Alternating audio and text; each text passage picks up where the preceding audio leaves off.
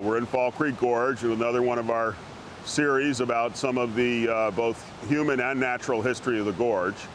The waterfall in the background that you can see is something that we call Horseshoe Falls right now on our current signage, but historically was referred to as Foaming Fall or the Third Fall. Behind Foaming Fall, you can see a stone structure that is the Cornell Hydro Plant. It was built in the 1880s, 1890s, added progressively, and it was one of the earliest hydro plants in operation in this area.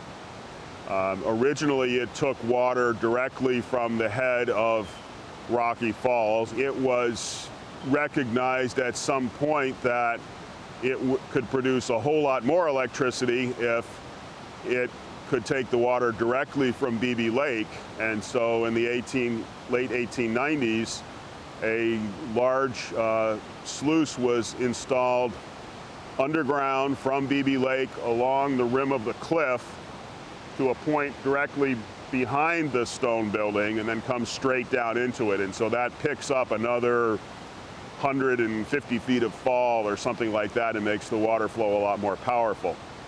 The hydro plant itself was used for research. The Lincoln Hall was the original electrical engineering building at Cornell campus and could use electricity from that hydro plant. We also had some of the first electric street lights in the world on the Cornell campus that were powered by that. So looking at the hydro plant, you can see an arched opening on this end of it. That's the current outfall of it. At one point in time, they actually captured the outfall from that hydro plant and ran a large diameter pipe, 6-foot diameter locomotive boiler plate pipe along the floor of the gorge here, connecting to another hydro plant just around the bend there at the top of Forest Falls. That hydro plant was owned by the Ithaca Street Railroad, used to generate electricity for the trolley system. A famous icon of the Cornell campus is the suspension bridge. That's, I think, the 4th or 5th variation. The original suspension bridge was built much closer to stream level, like probably on the order of 8 to 10 feet, just above the raging high water, so it wasn't going to be washed out. So we have 2 variations of the suspension bridge, again, close to creek level. There are, again, historic photographs of one that was built in the current location that had timber towers on both ends, and the stone abutments of that bridge are still in place at the ends of this one. This bridge was installed in the 1960s. We hope looks as a somewhat artistic spider web construction of mesh around that allows people to be able to see the views and appreciate the views. The other thing, noticing the rock face over here is fairly smooth, fairly uniform. You see a little bit of variation on the top.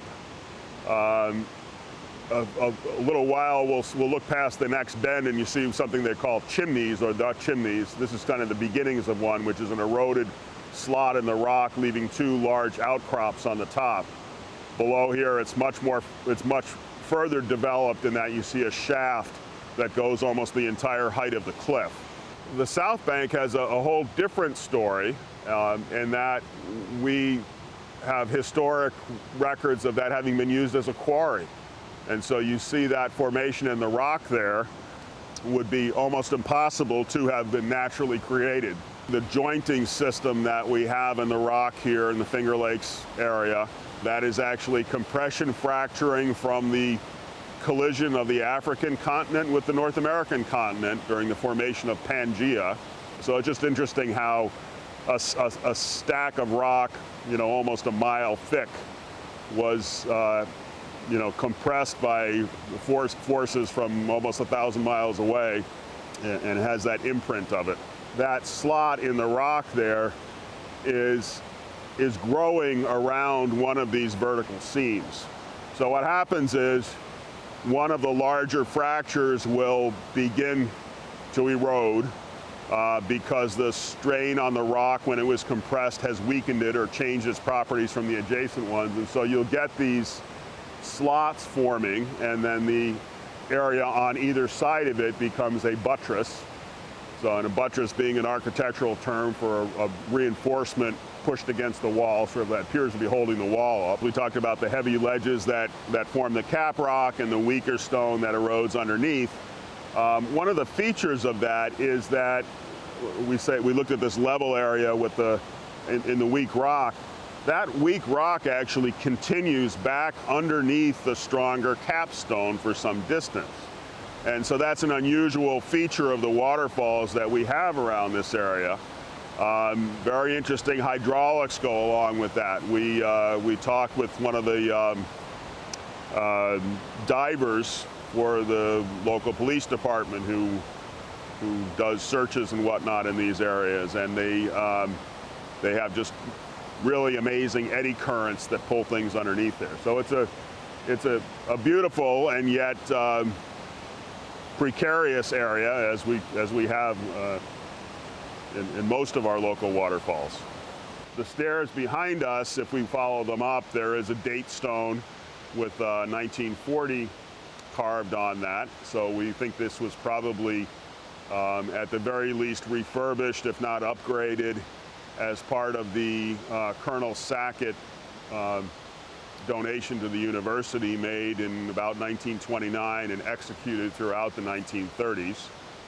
So we believe that is all, consistent with the redevelopment of the gorges at that time for their leveraging their scenic attraction. The area that we're standing in right now, we actually refurbished yet again about 3 years ago. We wanted to maintain the invitation to folks to enjoy the gorge and at the same time enjoy it safely, make it more accessible to the wide range of people that we have as visitors to the gorge. So we went from them being the industrial area inside of farmland because of the water power to a natural area inside of other development.